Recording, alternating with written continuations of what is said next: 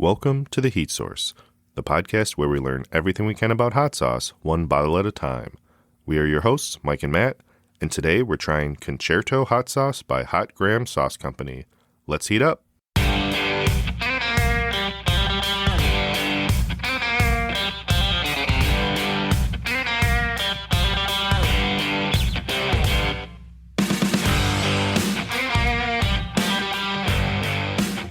All right, we're back. Happy National Burrito Day. I forgot about that. Actually, National Burrito and National Beer Day. They're one and the same today. All right. So that's an exciting combo, especially when you're dealing with hot sauce. Yeah. We are back to try Hot Graham Sauce Company hot sauce. Yeah, it was a little bit touch and go if we were going to get recording today. My family decided all to get various degrees of illness. And I had a bit of a scratchy throat this morning, so I'm usually drinking water with these. I'm doing a hot water with lemon and agave syrup because I used all the honey in the house. Not a tea. We had this discussion this morning, not a tea, but... Not a tea. I looked up to make sure that this is something that still worked. And I just searched hot water, honey, and lemon, and the first thing came up is like, great for constipation. I'm like, oh no, I might have made a mistake. Here we go. That's funny. So yeah, I'm actually here risking my life for you guys because, you know, everyone at the office seems sick, and Matt's like, hey, this is going on, and I was like, yeah, we'll do it. But yeah, so we are back. Yeah, National Burrito Day. We did carne asada burritos from Tacos El Cunado today for lunch. Okay. And then I did one taco with a little cow tongue in it because why not? Sounded good. Yeah. And they do two salsas. They automatically give you a pretty hot one. I'd say, in our scale, I'd say like 1+. But they also give you a standard salsa. So did they acknowledge National Burrito Day? No signage. No.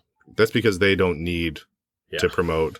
They're one of the more popular ones here. They're a step above the Adobe that I usually go to, even though I love Adobe. It is much more Americanized than Tacos El Cunado's. Got some Americanized versions. They even have tacos. They say, do you want American style or traditional? But it's a little bit of a step up. Yeah. My favorite thing to do at Adobe, hit the drive-thru, get the 3 to 5 person bag of chips, which is a massive bag of chips. It's more like a dozen people. I think they call it a small. Yeah, it's a small. It's like, I don't know, pounds of chips. And then they give you, I think it's like a full 24-ounce styrofoam cup, maybe a 32, topped off with salsa. And then they throw in 4 extra, like 2-ounce containers of salsa. Just, I don't know why. It's like, yeah, they never skimp. They never skimp on this full cup isn't enough. You need 4 more 2-ounce containers. I'll knock that thing out at one time. Their tacos and burritos are a little bit of it's not a guarantee if someone likes them because they put so much in them. They put a lot of cheese in them. Mm-hmm. I compare it to the Cincinnati Skyline chili where they have the heaping thing of shredded cheese on top. They don't skimp on the shredded cheese. So. Yeah. I like that. Not everyone's down for it because putting shredded cheese is not, especially a shredded Colby Jack cheese, isn't exactly authentic Mexican cuisine. No. It's a good burrito to go. It is. Yeah. It takes the edge off. Yeah, and it's somewhere we can get the wet burrito that we mentioned before in the previous episode was originated in Grand Rapids from another restaurant. So yeah, I also don't think I told you this the other day. And you know I mentioned how I was so proud of my youngest for having hot sauce in her eggs. Mm-hmm. This one I'm proud of, but also I don't know how to react to it. Where my son wanted a peanut butter and jelly sandwich, and so I just quick made him one because we had to get out the door because I had to drop him off for babysitting. And I didn't realize till after he was halfway into it that I used our raspberry jalapeno jam instead of the strawberry. Both in jars, same shelf. Probably not the best placement. He had no reaction. Really? I don't think it's not hot. Yeah. It definitely you can taste jalapeno flavor. Yeah, and in with the peanut butter and for them they like peanut butter, so I gob it on there pretty good. Yeah. It wasn't. I don't think it would have been that noticeable, but I was just like, "You good?" He's like, "Yeah, it's great." Huh. I'm like, okay. Yeah. So one of our coworkers, it's funny. This one I've never had an adult career job without him as a coworker. Mm-hmm. So I think you know what I'm talking about. But he made me one time. It was a habanero jelly, peanut butter and jelly sandwich. Okay. I think it was habanero and mango jelly. And it was really hot, but for a spicy PB&J, that was really good. I would eat a second one. I mean, there's a food combination that I've seen people mention, and it sounds weird, where it's a peanut butter sandwich with pickles. I've heard of it. And I've done it.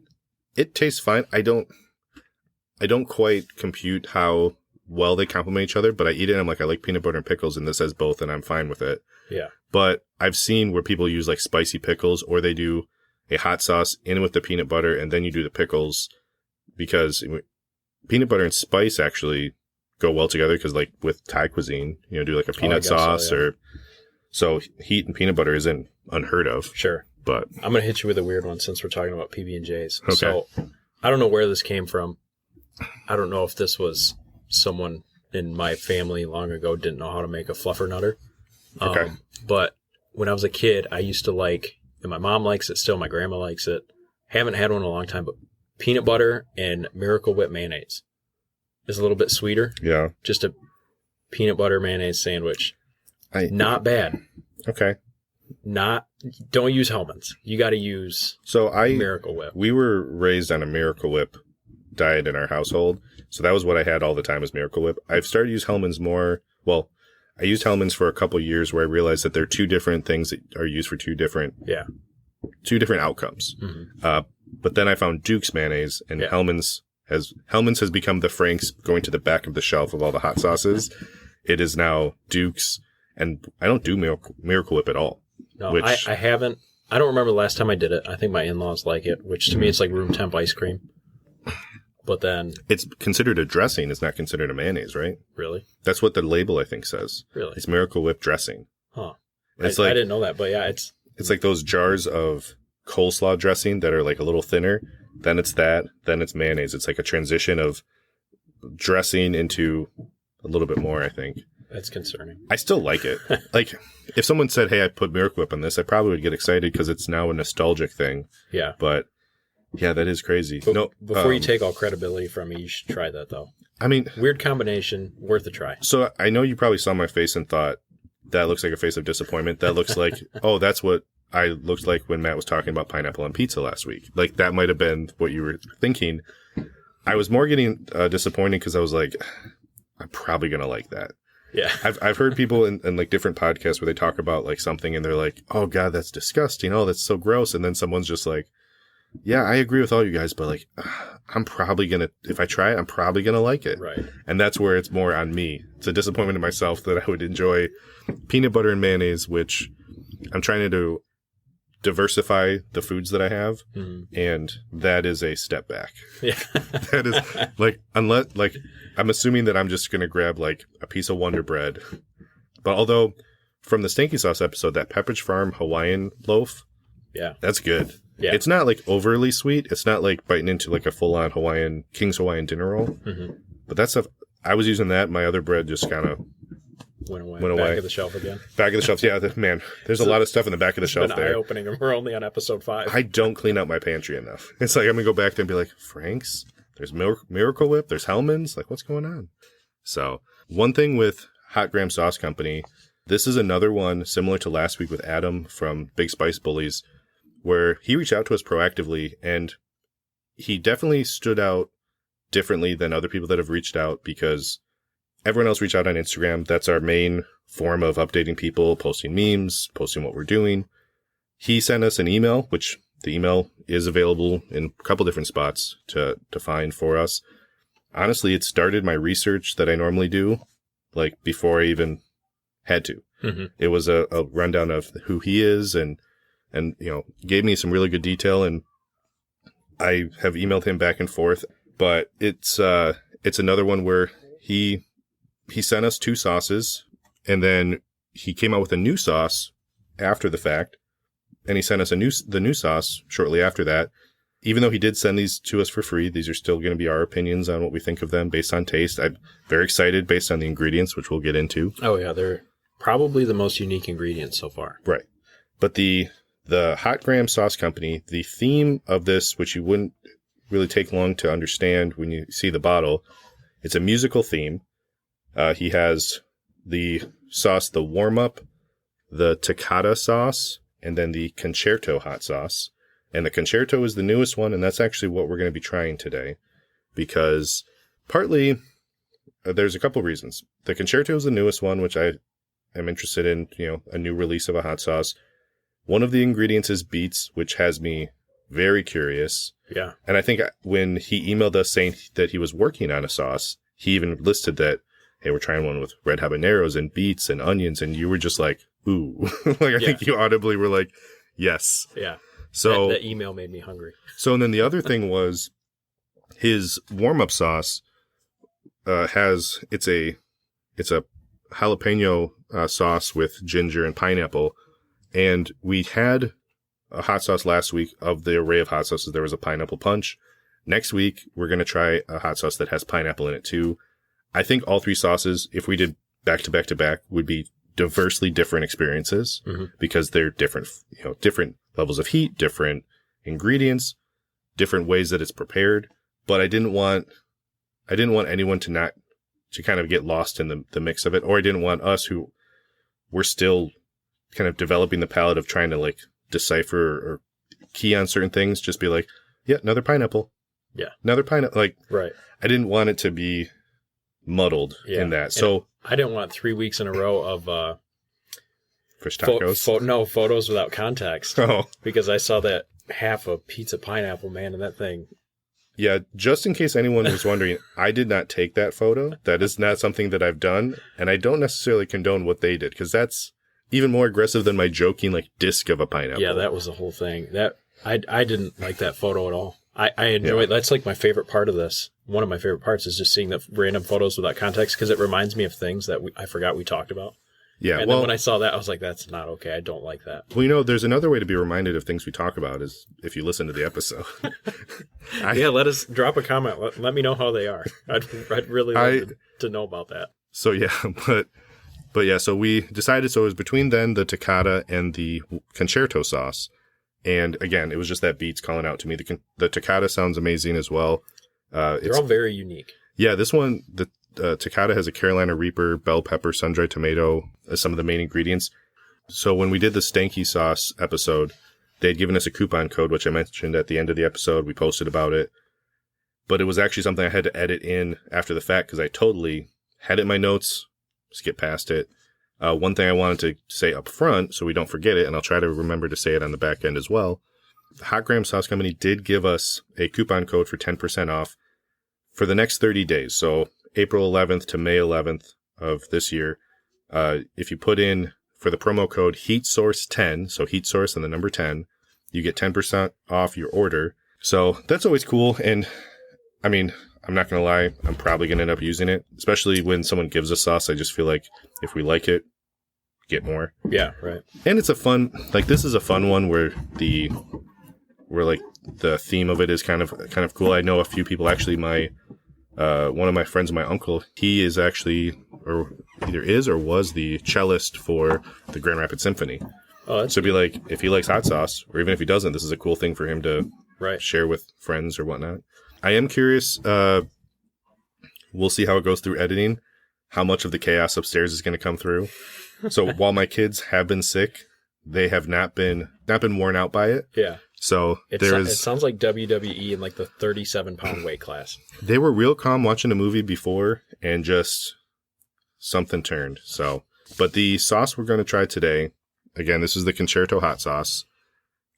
Just a little bit about the sauce, some of the ingredients. It has, like I mentioned before, red habanero and red beets, which obviously that's the part that's intriguing to me. It has green and yellow onion, ginger, and garam masala seasoning, which, are you familiar with that seasoning at all? Not really. Okay. I was not either. I did a little bit of deep dive into it. We'll get into that. Okay. It's not a huge deep dive. It was just very curious about it. Mm-hmm. But just because I am not musically inclined, I think the last time I played an instrument, like seriously, was beginning of high school or end of grade school, where I was a trumpeter. I had a trumpet that I enjoyed it, but then I think I ended up giving it to, actually I think I gave it to my buddy Mark's sister because she learned the trumpet. So, okay. But other than that, I had no musical background. Yeah. But I absolutely love music. Wanted to play an instrument. Got like crazy good at Guitar Hero. Yeah. Like I could just tear through all the games on Expert. Bought my own guitar. Yeah. Actually, it was a birthday present. realized it was not the same as Guitar Hero and never learned to play it. I remember a friend of mine, he was in a band in Chicago. Archie Powell and the Exports was the band.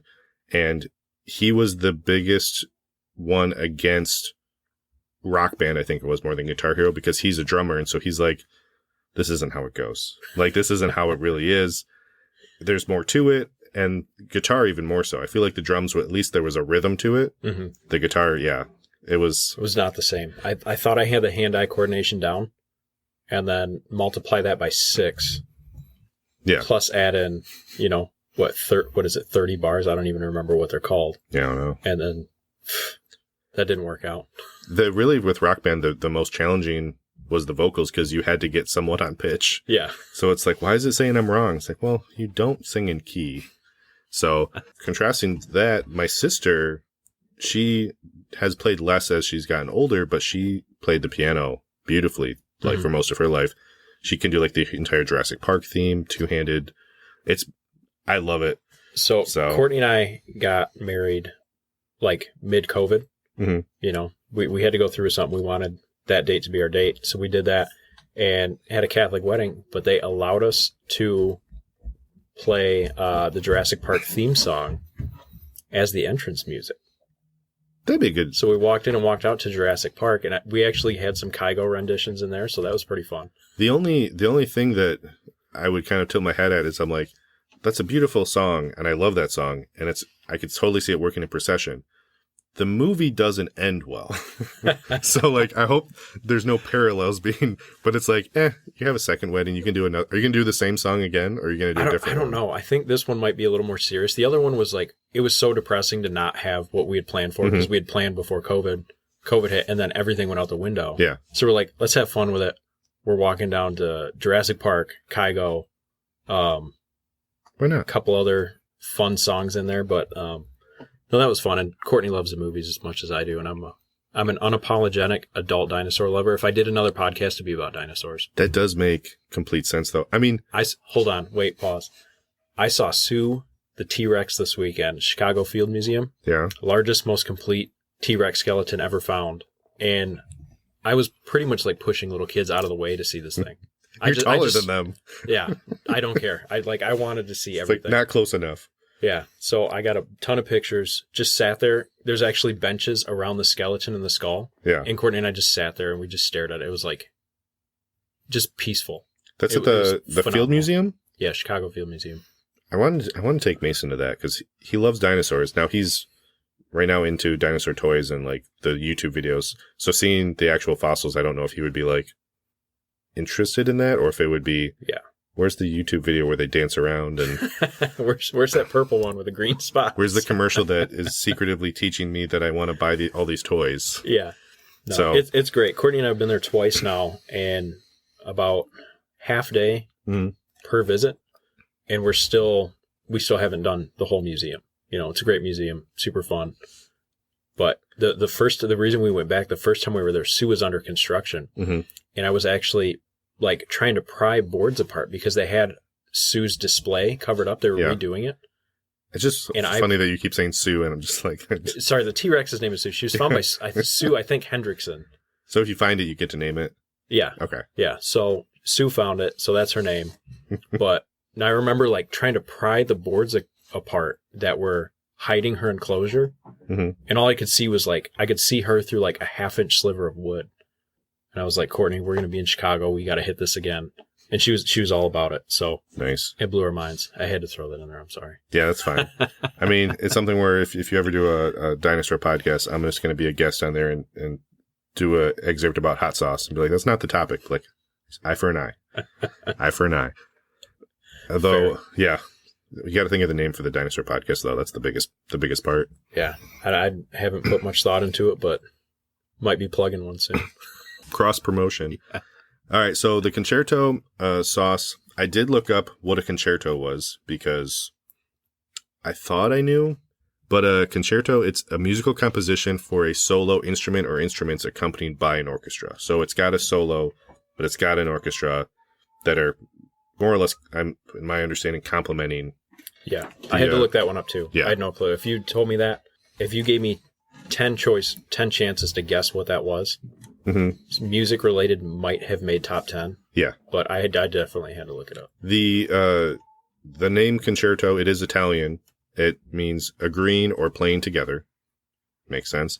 And a concerto, when you have several soloists, so not just one, it's called a concerto grosso, which I double checked because I was like, I know how I want to say it, but maybe I'm taking, a word and just dumbing it down. But that is actually how you pronounce it. So I don't know a whole lot. What to say?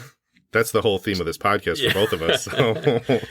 To me, in my mind, to say when you have a bunch, what did you say? You have multiple solo.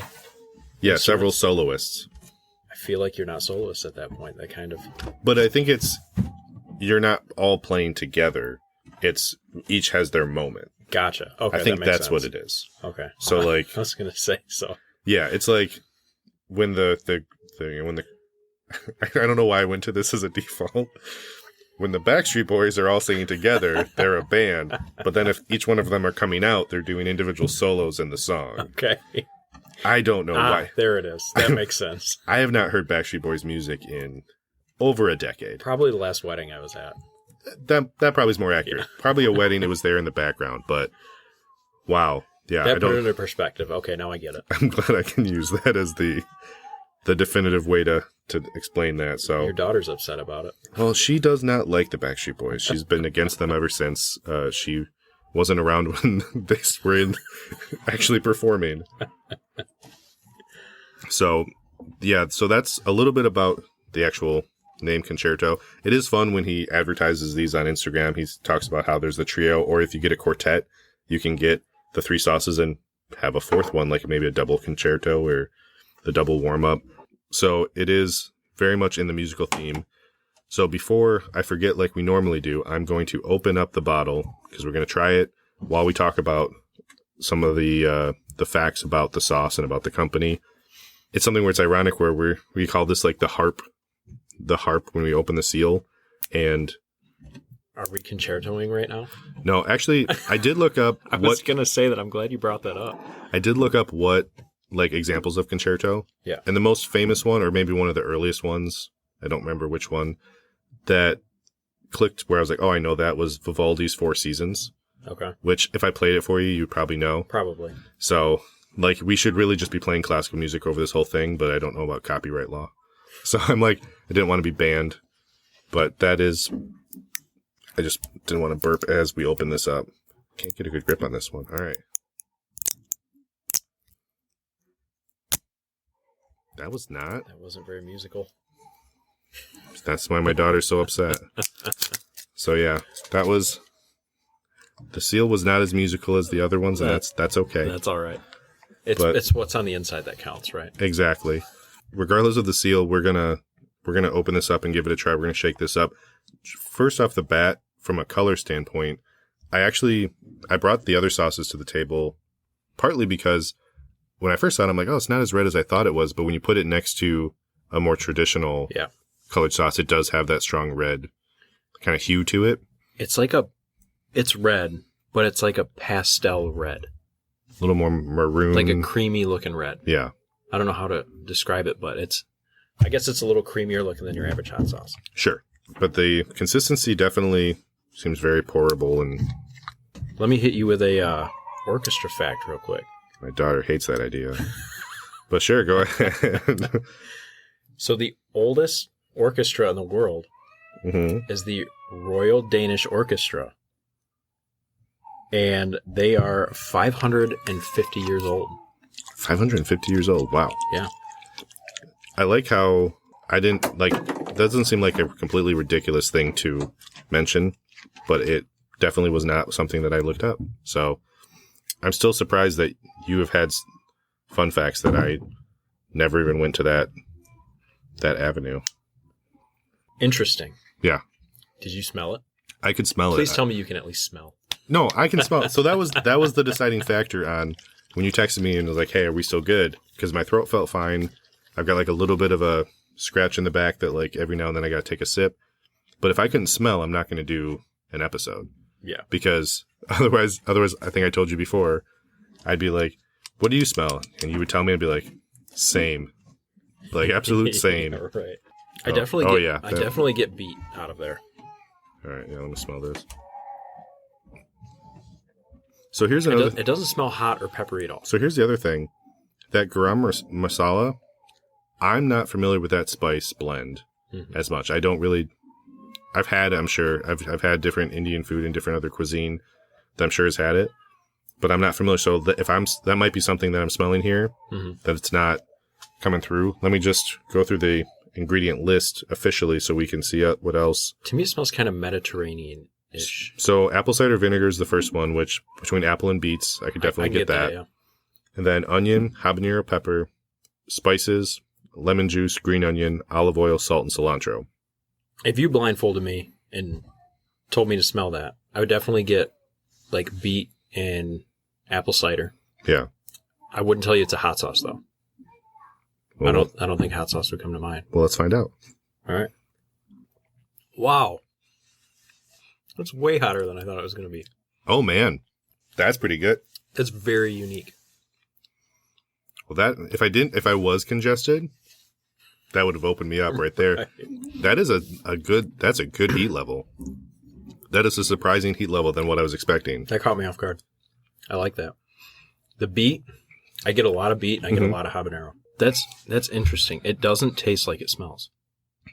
No, I mean, you definitely get the smell of it is unique and the flavor is also unique. It's just that they're not the same unique. Yeah. Huh. I like it though. That is really good. It's got a good heat to it. I get the green onion too. But that beet really stands out and it's much hotter than I was expecting. Like normally when you smell a sauce that you know is going to be pretty hot. Yeah. You usually get that. I don't get any heat out of that. But no, I did remember last week where you smelled that last sauce and you were like, this is gonna do it. And I was dreading it. This one, it's not as hot as the final sauce last week. Mm-hmm. That one had me reeling. But this has quite a kick. I mean, I personally would put that at a 2 on the heat scale that we use. We use a 0 to 5 heat scale, with 1 being, 0, nothing, 1 general heat, 2 elevated heat where you're starting to react. I hiccuped, so that's something. 3 is more like sweating and then 4 is pain, but good pain. 5 is bad pain. Yeah. So I don't think this is like extremely spicy, but it definitely puts itself in that 2 category of it's not, shouldn't be, sweating to death and nose running and all that stuff. But I'd probably go like a heavy 1. Heavy 1, a light 2. I think your scale's tougher to get up to the top there until we do just like an extract of a... I feel bad saying that. Like, no. I don't want to come off as like the tough guy. But here's the thing though, is from what I've heard from the different people I've talked to and just in general, the heat scale is going to be different for every person that tries it. Yeah.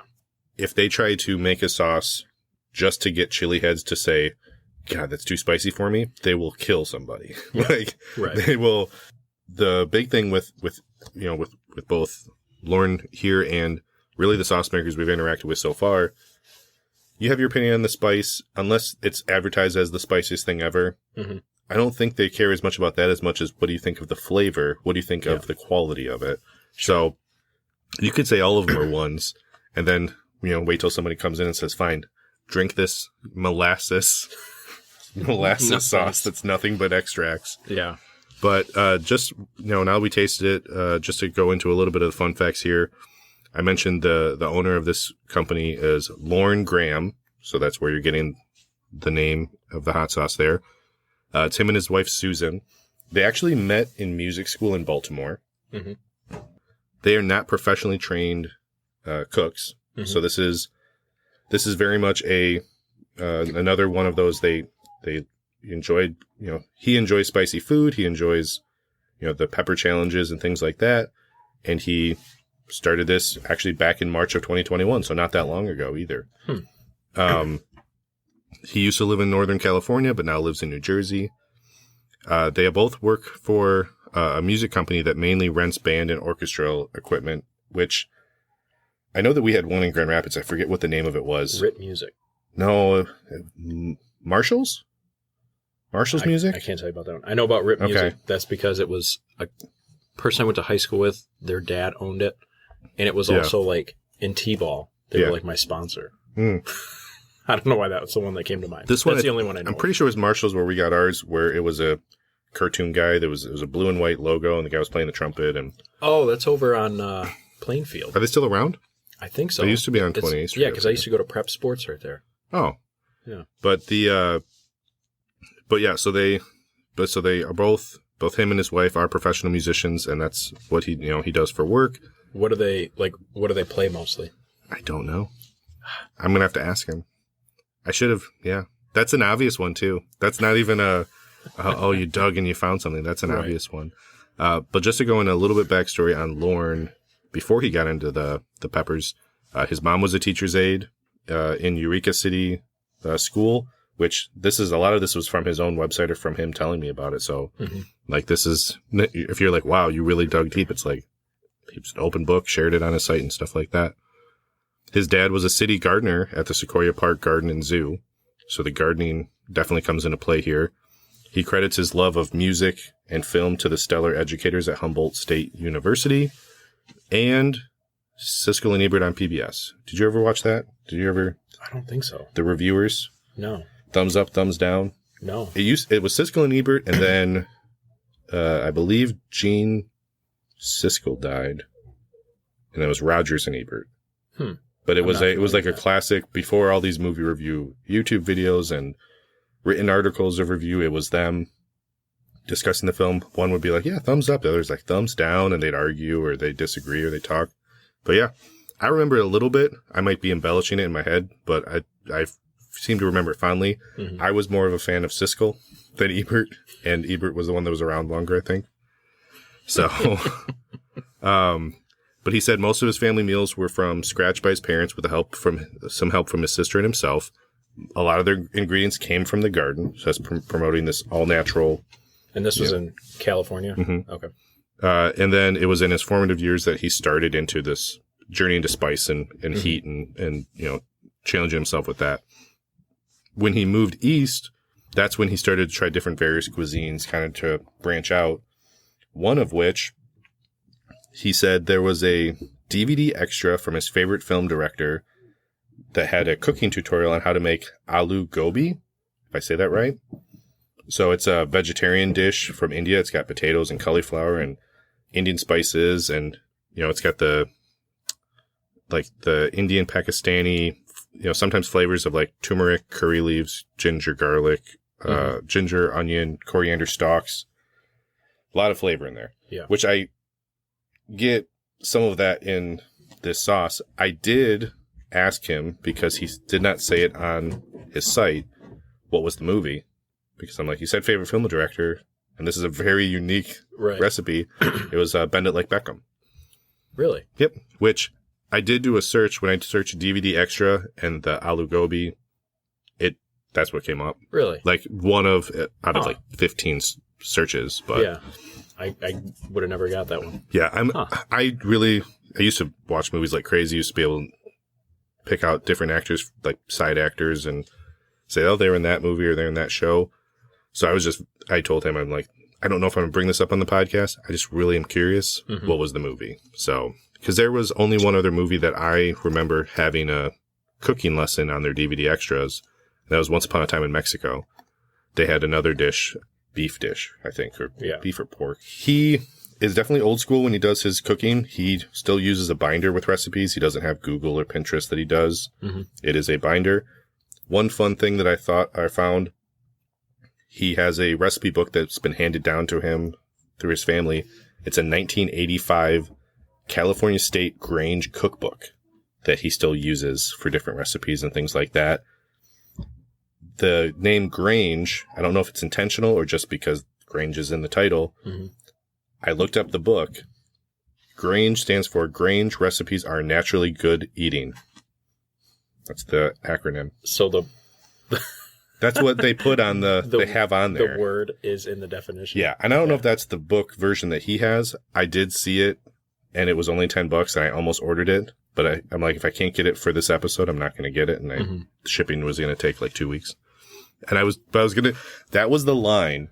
That was the line where it's like, this is the line, Matt, that you cannot cross in this research. Like if you start going, so he mentioned this one cookbook that I found and then I ordered, and then I went into the cookbook and deep dove in, and it's like, right. I got to stop somewhere.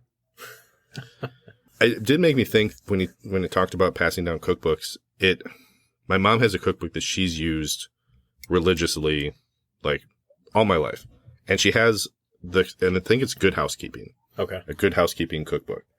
It has a lot of very general, here's some very basic recipes and then a little bit more advanced. Yeah. But she's found a updated version that she actually gifts to my cousins when they get married and or they move out. Here's the cookbook. It's got a bunch of staple dishes, and then it has a lot of wide ranging. But I'm curious with the Grange cookbook. I saw like 1 or 2 pages. It was the cookie page, and it all looked good. Yeah. But I'm very curious if it's just a lot of very traditional classic cooking recipes, or if there's any like local flavor for California or I mean, from 1985, 80s weren't always the best recipes. I mean, I think that's where the ambrosia salad, or what's the Jello that has everything in it? Was that 70s or 80s?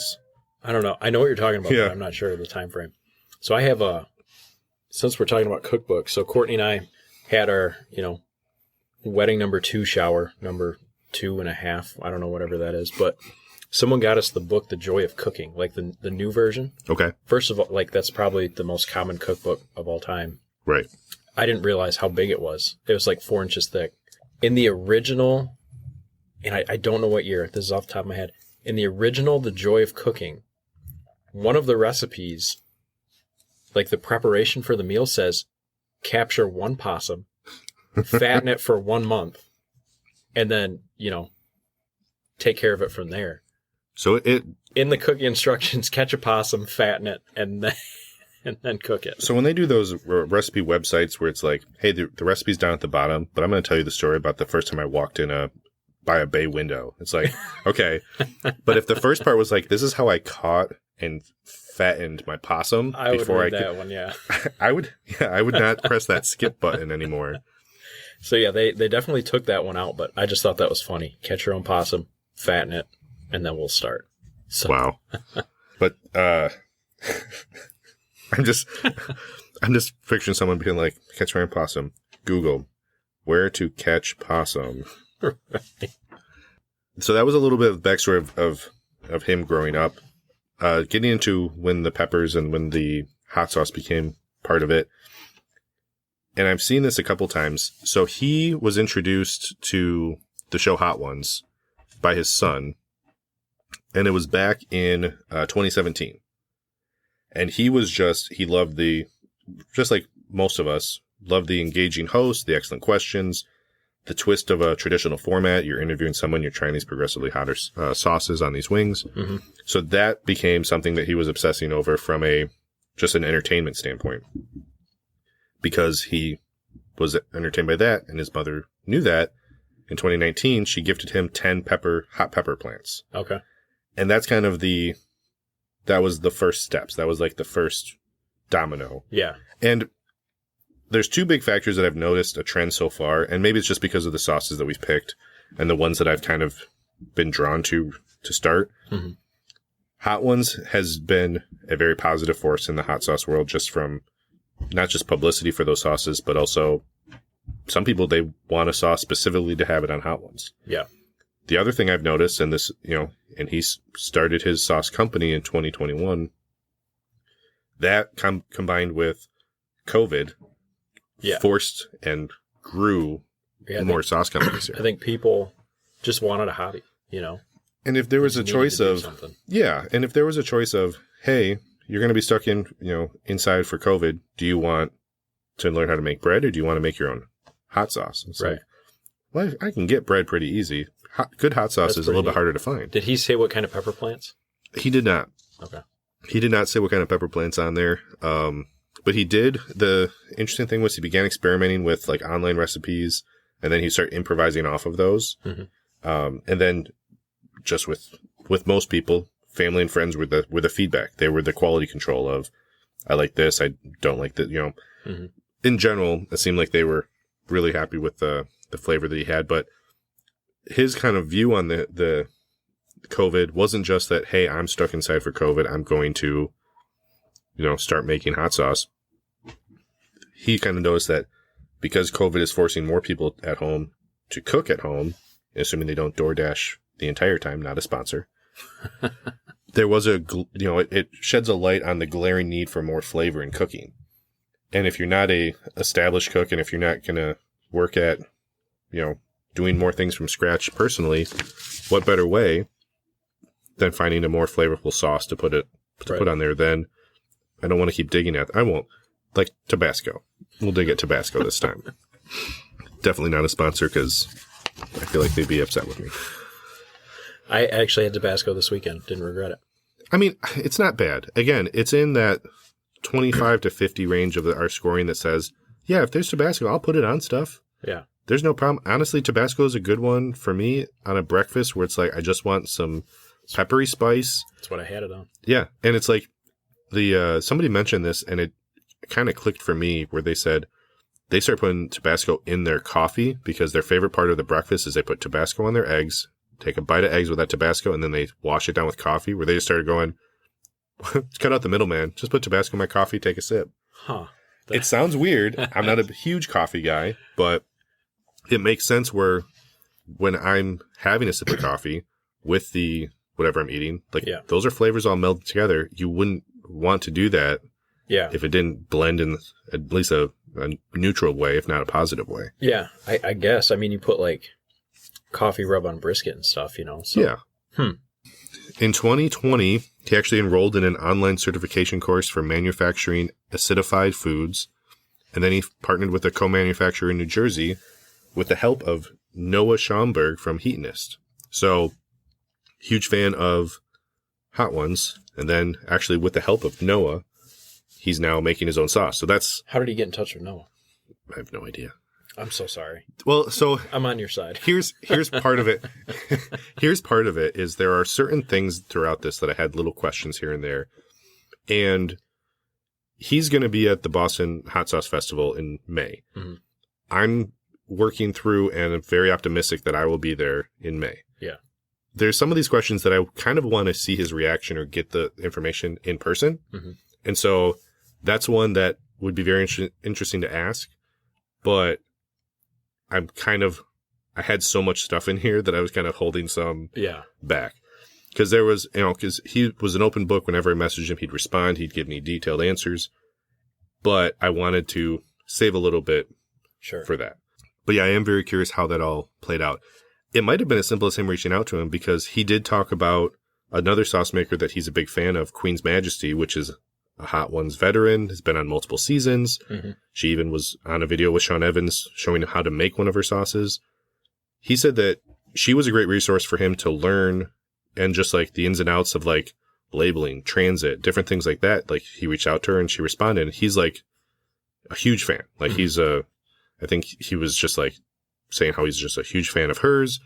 I think he said he might be able to meet her this year or sometime soon, that he's very excited about. And so it might be as simple as that.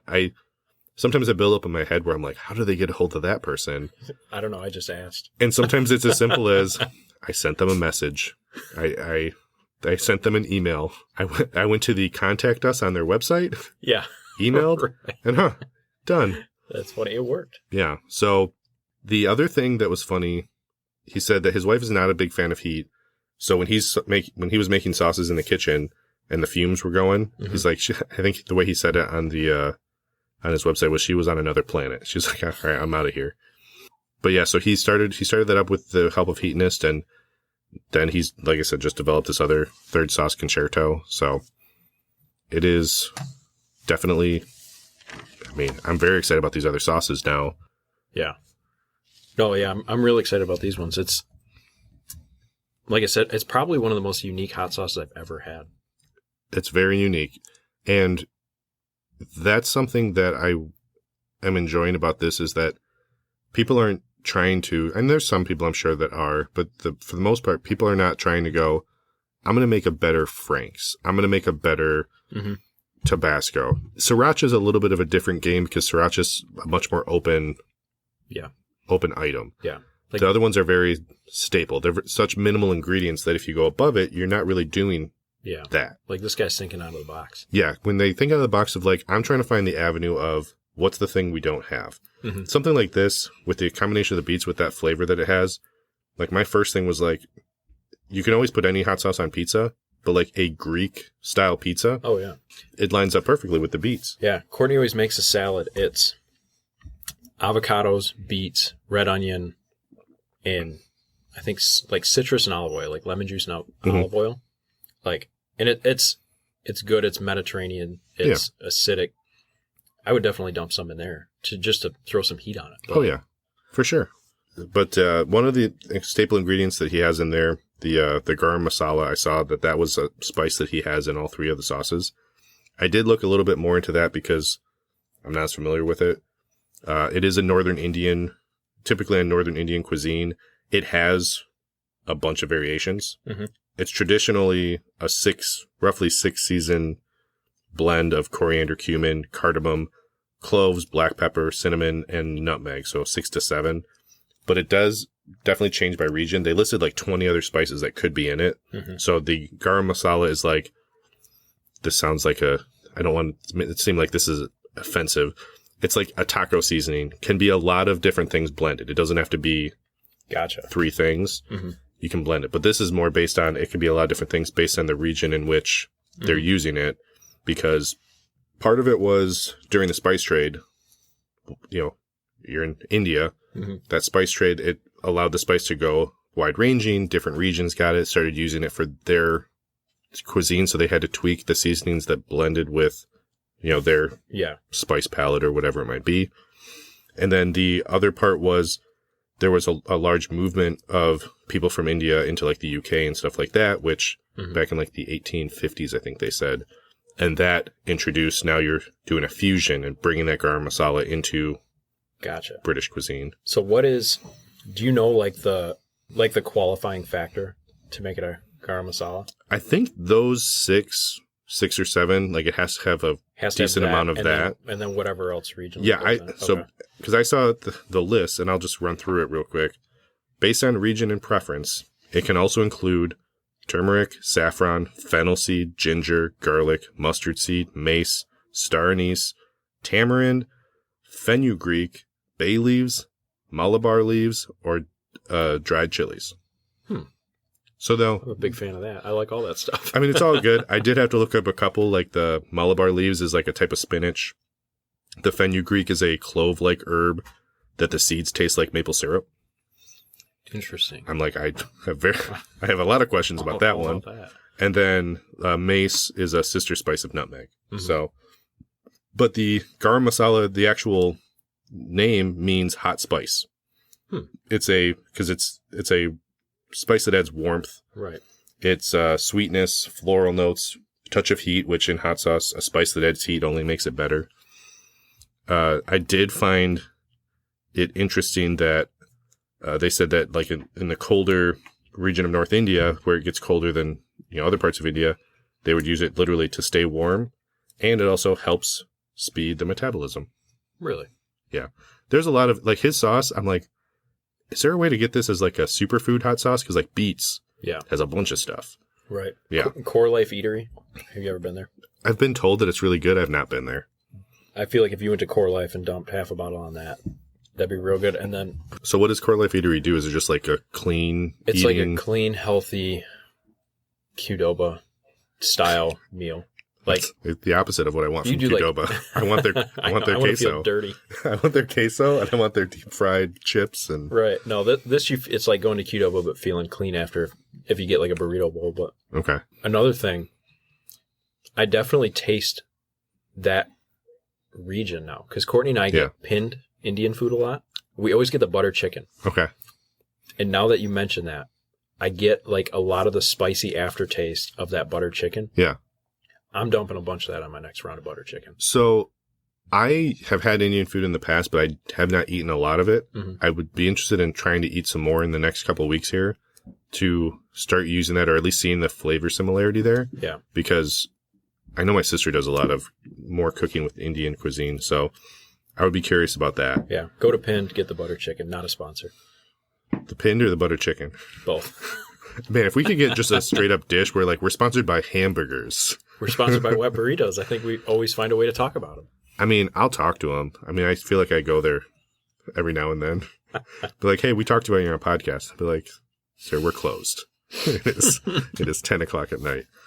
So yeah, so that was just a little bit about the garam masala. I didn't know a lot about the spice. It isn't a cuisine that I'm normally using. The flavors, though, are so interesting that I definitely will be looking at that more in the future. Mm-hmm. Did you do any deep dive into the beets? I did. Okay, because I have a handful of facts, but I don't want to step on your toes on this. So I'm going to let you do a... I have just I guess not deep dive. I'm sorry, I lied. But like superficial fun facts. So, yeah, I should say like any of my facts on beets, it's not I'm going to say this fact and then I'm going to reel off, not even like the spice where I went off like all these different spices. It's just like, here's a fact. What do you think? So for me, first one, the beet was initially cultivated around 2000 BC in the Mediterranean region. Okay. 2,000 years ago. I knew for some reason like beets, the two things I think of is like Mediterranean, Greek. Mm-hmm. Those are the two things, which I should say the Greek pizza that I mentioned, I could probably get that next week because there's a pizza place that opened up literally when the COVID started called Quarantinos. And they do a Greek Town pizza because in Detroit there's Greek Town. Yeah. So they do because it's a Detroit style pizza. And so that would be a good one where if I can get that pizza, maybe I'll bring it into the office and then douse some of that sauce on there. Another quick fact. The biggest beet, the world record beet, I don't know why I said it that way. This is funny. It says it was grown by a Dutchman, and that matters. It's important. It's important, yeah. They had to specify it was grown by a Dutchman, and it weighed 156 pounds. I actually have that fact, too. That's hilarious. I have that fact, too, probably from the same site, because it literally was grown by a Dutchman. I have it in my notes, grown by a Dutchman. The boat that was in Pirates of the Caribbean, the Flying Dutchman.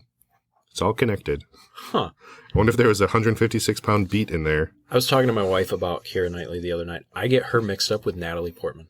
So do you want to off the wall? Yeah, okay. I was going to say, that's an off the wall fun fact where Keira Knightley played Natalie Portman's stunt double. Well, not even. Well, yeah. What decoy? Decoy. I think she was a decoy because she was playing the decoy princess of Queen Amidala. I remember looking that up. I looked it up one time. I was like, which one is she? And it said like both. Yeah, which I'm pretty sure when they did that, they used Natalie Portman's voice for like the little bit that Keira Knightley said because it was very clearly Natalie Portman. Yeah, but yeah, when either one of them hears this, I hope they give us a shout and want to get on the podcast. So I mean, yeah, maybe I'll finally let Natalie Portman on the podcast. I don't know. You know, we'll do Keira Knightley too. You know, yeah. I mean, count her out. Well, what will happen is we're going to have Natalie Portman on, and the problem will be it'll be Keira Knightley. Be like, got us again. Every time. I always mix you two up. Yeah. I guess we'll just have to hang out more. Yeah. Oh man, that's funny. This one, I had to check his ingredients. I have one more fact here. I actually have a bunch of facts, but I thought this one was fun. I checked his ingredients to see if he had garlic in there, and I wonder if this was intentional, because I feel like most hot sauces have a garlic in them at some point. Eating raw beets or drinking beet juice helps combat garlic breath. I had that one too. That's hilarious. We were definitely on the same website. We definitely went to the same website, but I found that interesting. No, did it say raw beets, right? Eating raw beets. Yeah. So I wonder if that makes a difference. Raw versus cooked, because I'll have jarred or canned beets. Yeah, I'll do that. I know people aren't a fan of canned beets. Yeah, it was just what I was raised on. But the raw beet is like, does it have to be that?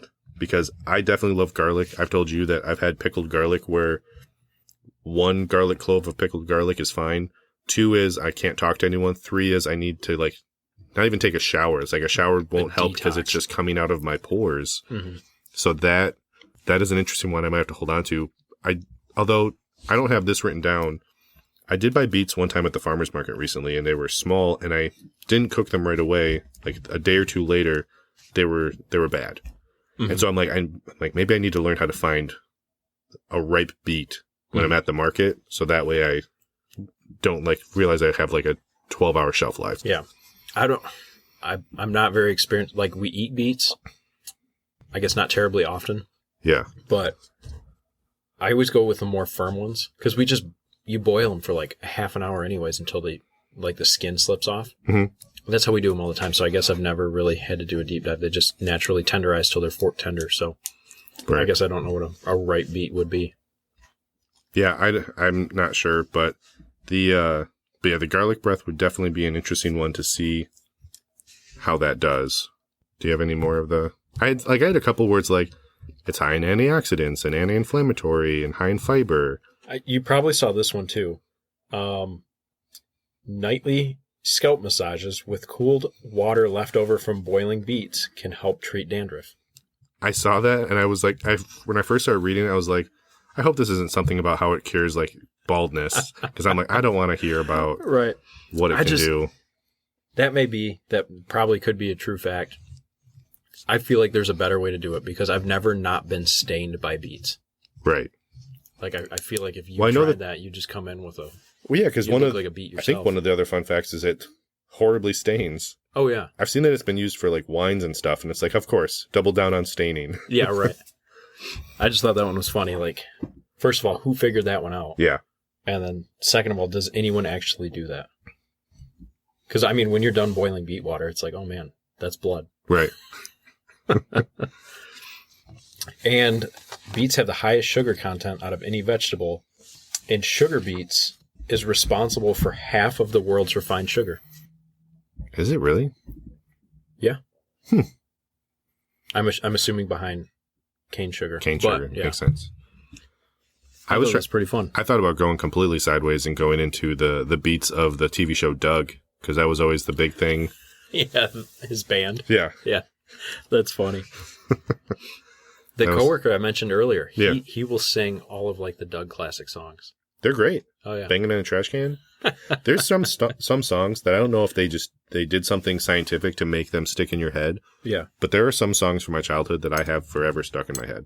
There's a Chippendale Rescue Rangers episode where they literally find a cult, and is it Gidget or Gadget? I don't even know her name, but she gets kind of roped in, and the cult is based around a Cuckoo Cola, where they do a come along, sing the song, feel the fizz, a Cuckoo Cola, and I'm like stuck in my head. Don't know anything else about it. That's funny. It's funny we got on the subject. Last night, Courtney and I were just sitting there, and I had a song from Arthur, from probably you remember the cartoon on PBS, yeah. Arthur? I remember the meme of the fist. Yeah. Having fun isn't hard when you've got a library card. The song was stuck in my head last night, so I looked it up and Googled it. Yeah. And that song took me way back to 1997. Sent it to my older brother, my younger brother, and my older brother just responds with, that song gets stuck in my head at least twice a year. Something about it. Yeah, it's funny that we found the same site for the beats. Did you see the one that said it was good for hangovers? I did not see. Oh, I did see that. Might be on the same list. I don't know. Yeah. I went to 2 or 3 lists, but I feel like I focused down on one.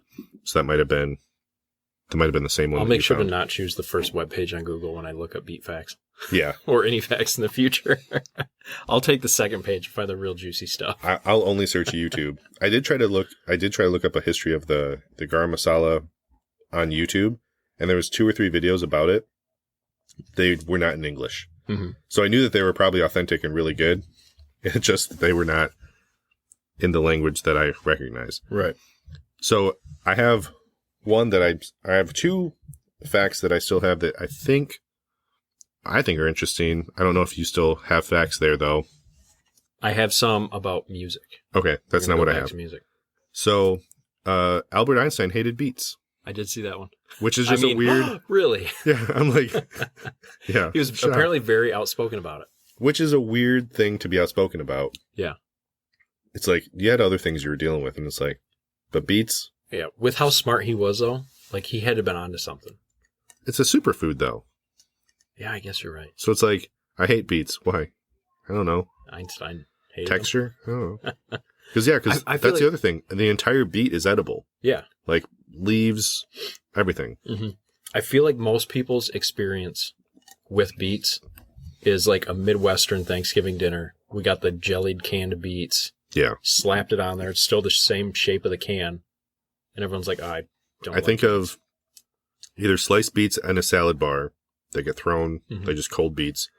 The little mini bulb beets that someone will heat up and just have as like a Yeah. Thanksgiving side. The only other one I think of is now I see a lot of like roasted root vegetables that beets are in there, Right. either for color or just because it is, like I said, a superfood. I'm just always surprised by the heat of that. I've had 3 spoonfuls of it. I'm probably working on close to 10 spoonfuls. Yeah, you've been down to way more. It's pretty good. Mm-hmm. I really like that one. But the other one I had was in Australia. They often use pickled beets on their burgers, I didn't see that fact. which I would totally do. Like, especially if it's a pickled beet, so you have a pickle element, but you have an extra flavor in there with your burger. Right. Or even if you did like a pickled beet on a turkey burger, Mm-hmm. and maybe did more Indian spices, that would also be pretty good. Yeah. I'm just thinking about dousing that on a turkey burger now. Yeah. No, it'd be good on that. I'm thinking that salad and next round Indian food, Mediterranean food, stuff like that. That Greek pizza. Yeah. It's very unique.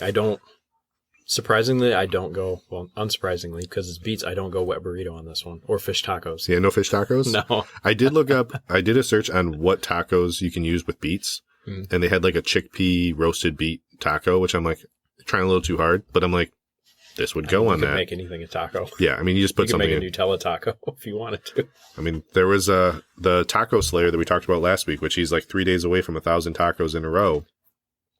He did a cheeseburger taco, which is just take a burger patty, ground beef, Yeah. ketchup, mustard, lettuce, tomato, cheese in a tortilla. Yeah. Technically is the elements of a taco with the flavor of a burger. Right. So yeah, anything can be a taco. Do a waffle taco with fried chicken in it. Chicken waffle taco with like a hot honey. Yeah. Now I'm hungry. You're- I have half a you're burrito digging upstairs deep. to finish. But those were my fun facts on the beets. So I had a couple extra ones I thought were interesting there. I have a couple, actually, I just remembered this. I have a couple bonus round fun facts. So, who's everyone's favorite beet farmer? Dwight Schrute, Played by? Rainn Wilson. Yep. So, I a thought couple that was facts about Rainn that was Wilson. gonna be the fun fact. It's like fun fact. His name's Rainn. No. So, when Rainn Wilson, We'll tag him in this if this is positive. yeah, no, yeah, when he auditioned for The Office, Yeah. the other people that auditioned for Dwight that are noteworthy were Seth Rogen Okay. and Jim Gaffigan. I did not know the Jim Gaffigan. I actually saw a video of the auditions of the other people. Yeah. So I saw Seth Rogen. It was a very young Seth Rogen. It would have been a very different Yeah. character. I've seen the video you're talking about, and I'm so glad it turned out the way it did because the show would have just been different Yeah. had it been anyone else. The one thing is a lot of them that were auditioned were still relatively unknown. They weren't like huge stars. Well, it wasn't like, oh, it's this huge cast with all these people. It still would have been a unknown cast building up, and they all are accomplished. It's just it's hard to think of it going any other way. And I think with some of those shows, they go, okay, this is the Jim we like. This is the Pam we like. But do they work together? Because it's just as important of having the two main characters that have, especially if it's a love interest, two main characters working well together, not just these are the two best ones. They have no chemistry together. Right. So, well, I know Rainn Wilson. I think he has a podcast called like Pancake Moon or something. I don't know. It's some I'm not type familiar of with that. odd. I'll have to look it up. I listen to The Office ladies sometimes. They're It's really like good. Jenna Fisher and It throws me off every time how animated Angela is. Yeah. Because it's the opposite of her character. I But she know. auditioned for Pam yeah. originally. I like how half the cast of that show is just people that actually worked on set. Yeah. And they're just like, hey, hop in there. Like, I feel like that's Like how Creed. Michael Cera ends up in a lot of movies. They're just like, the guy was there and they're like, hey, can you stand in for this? Michael You Cera, just happen to be the main character. Michael Cera, friend of the pod, not a sponsor. Yeah, and also how a lot of the characters in that show, it's their first name in real life. Yeah. Creed. Yep. Creed, Angela. So I like that. I like how there's like your facts are like, I went with this and I went a step further into the detail. So I have two more actually relating back to music. Actually, one more. okay. Two more actually. I'm going to break this one down. Guess since this is Hot Graham is Concerto. Yeah. Obviously has to do with music and orchestras. Mhm. Guess the oldest instrument. Guess what the oldest instrument known is. The flute? Did you look that one up? No. Okay, it's the flute. I was thinking of like the wooden carved flutes of like I like how I always go back to either Parks and Rec or The Office of Ron Swanson, like wood carving a flute. It's the easiest one where you don't need a reed or strings. Yep. So it's the flute. Guess how old? That one, I'm going to way undersell it probably. 2,000 years. Wow. A little bit. 60,000 to 50,000 years old. Yeah. I guess there was, That is Stone Age, Paleolithic people. Just thinking about like 2000 just takes us back to like 20 BC. That's probably, yeah. And then 500 years later, we had Beethoven. So also, I think there was the fun fact I had where like beer is like over 5,000 years old. So it's like flutes were around when beer was around. Get drunk, play some music. That's pretty good. I think that's all my facts for the week. That's pretty cool. Well, I know that we compiled our scores. This one was an interesting one because it is a very unique sauce. The aroma is tremendous. I like the color of it. It is a different color. But what was I'm curious about your score first here. I'm going to make one adjustment. Okay. And I'm going with a 70. See, I went higher again. I went 82. Okay. I went 82. It's just a very unique flavored sauce. The problem on our scales is we said how like it's a 100-point scale. Over 75 is we want it in our kitchen. 50 to 75 is we would get this any chance we could. It's above 50 is recommend to buy. And I'm going to have a lot of sauce in my kitchen based on the rating system. But the other thing was if it was 25 to 50, it's a fine sauce, but we're not going out trying to buy it or recommending that, you have to try it. It's like a Frank's. It's like a grocery store sauce. 25 to 0 is just, it's not for us, but you might like it. But I went 82. The flavor is so unique, and it's a strong flavor that delivers on the diverseness of what it advertises. That first hit of the flavor, there was a strong heat that was surprising. Yeah. But the flavor wasn't taking a back seat for me. Mm-hmm. So I do have it a little bit higher. We're both, like we've said before, we're both kind of figuring out our scales. Mm-hmm. It just might be where I might have a lot of sauce in, like, if you took my sauces and yours and like put them, like line them up, like line both of our lowest rated sauce to our highest rated, I think they still would line up pretty well. It's just where on that scale. Yeah. You shift that range. It's just shifted, but yeah. No, I like that. That's a hot sauce I'll have around because it's like a niche thing.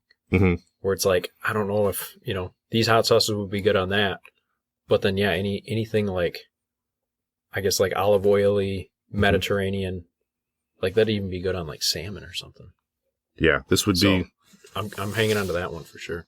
That's definitely the advantage of being so unique. We had the honey mango habanero sauce last week, which we loved. Or no, 2 weeks ago that we loved. And in the last 2 weeks, I've only seen like mango habanero when I just see advertisements of other mango habanero, and it's like, I know that their sauce is tremendous, but there's a lot of other sauces out there where if you liked all of them, you have a cupboard full of like 5 mango habanero sauces. Yeah. So it is something where this is it's a standout. It can be a staple in the kitchen. So I'm buying more for sure. Yeah. So again, if you do go to their website, if you use the promo code HeatSource10, you get 10% off from April 11th to May 11th of this year.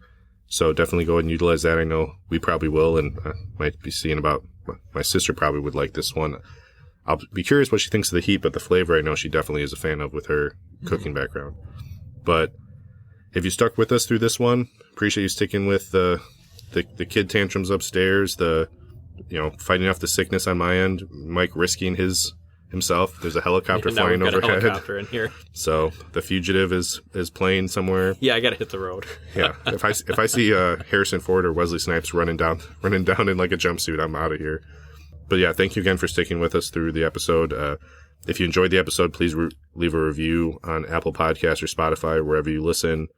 This is the time we usually do a special thanks. I just want to do a special thanks to Lauren at Hot Graham Sauce Company. He was proactive in reaching out to us before we even had a show. He was helpful in emailing when he had new sauces and feedback. And even when I sent him a message, he gave me a good response back, thorough. And it's just really nice when people are that welcoming to discussion and having someone promote their sauce. That has to be nerve-wracking if you don't know how they rate it or what they think, or if they actually, what if I said, I hate everything about Indian food. Let's try this. Yeah. That's kind of a problem, but just a big thank you to him. thank you also to the Galactic Hobo Sauce. I mentioned them on a previous podcast. They've been asking about if, we'd like to try their sauce. And kind of with this scheduling thing we talked about, I don't like having people wait 3-4 months after they send a sauce. Right. But he's been patient. And then we found a spot where we can do that while we try to ramp up some episodes so we can get a little bit of a backlog. Mm-hmm.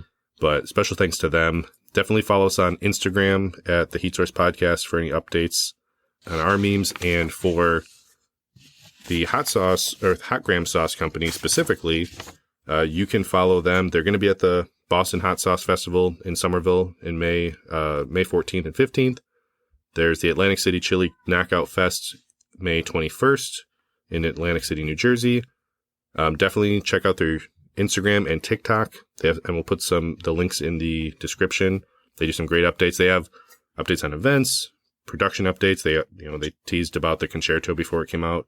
They even post a few recipes. I noticed he did a blueberry lime salsa, a pizza dough. He even showed like a Bloody Mary that you can throw these sauces in, which that go good. He did. Bloody Mary. I think he mentioned the Toccato, but the Concerto one would be really good too. Bloody Mary guy. I feel like I'd really enjoy that.